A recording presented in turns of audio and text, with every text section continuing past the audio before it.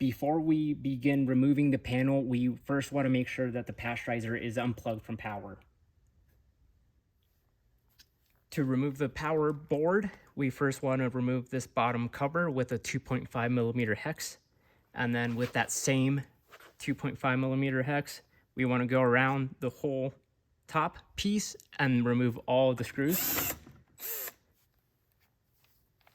And now to remove this top cover, it might be stuck to the back gasket, so we might need to pull on it a little bit.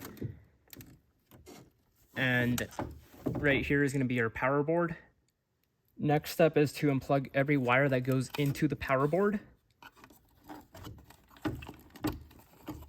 And then on these, we just want to run them out of the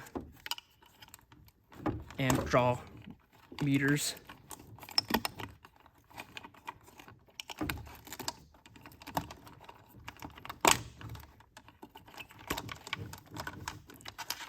Up top by the relay, all we need to do is unplug the temperature sensor, and then only the wires connected to the power board. We can leave the other ones on the relay.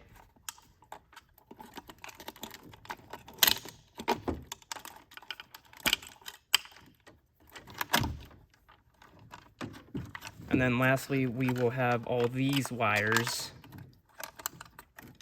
up here. We just want to go ahead and unplug every one of them as well.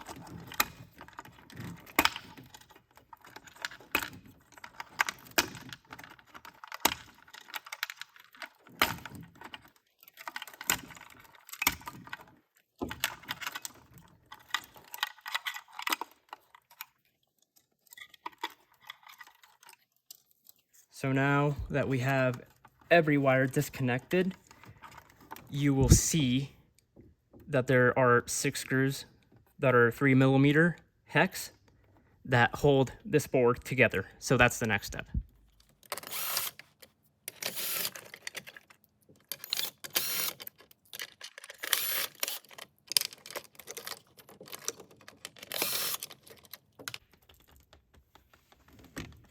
Now, once the last screw is out, the entire power board assembly will also come out. To reinstall the power board, the process is the same as when we took it out, so we just want to line up all these terminals closest to the power supply.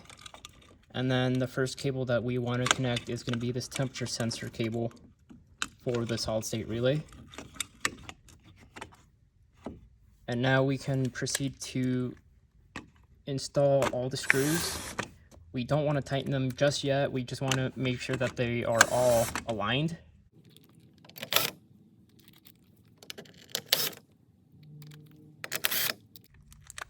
And then since this drill is a very low power drill, it's going to be about hand tight when I go to tighten these.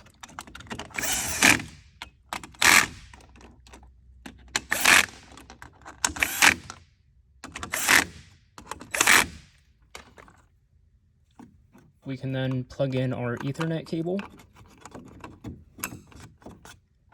And all the black wires that are labeled RC1, RC2, and RC3 all will go through these element current loops. So we want to match up RC1 with L1 on the board. If you do not match these up, you will start getting weird readings from the elements. RC2 will be going into the L2. And then RC3 goes into L3.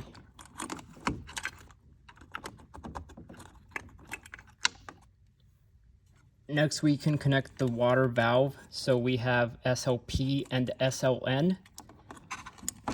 And then on the board, we have water valve. We want to match the white wire that ends in N to the N terminal on the board. And then on this blue wire, since it ends in P, it just gets connected to the positive side on the board. Next, for these element wires, we also match them up to the same label on the power board. So RE1 goes onto L1. On RE2, this one will get connected up to the top of the solid state relay. And then the other wire that comes out of number 1 out of the relay gets connected to the power board.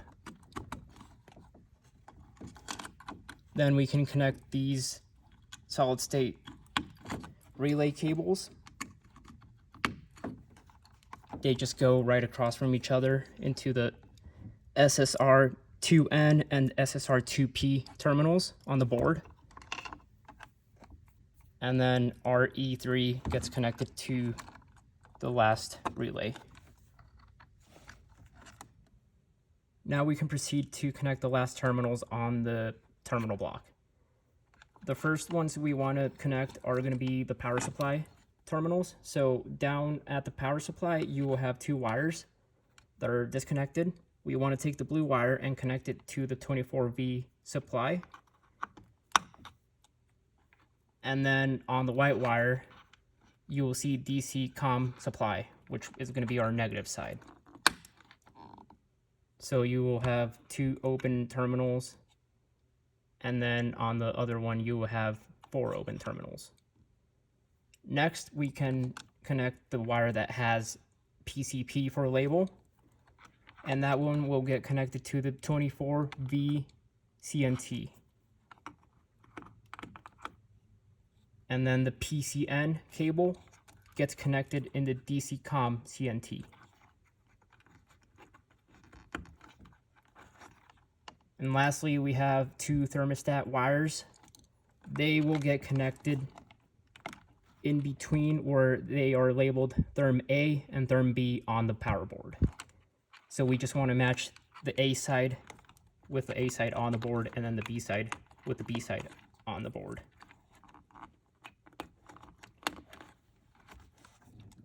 Once we're done connecting the cables, we just want to go back and double check that everything's plugged in properly, that there's no loose cables or missing cables or something that's not plugged in.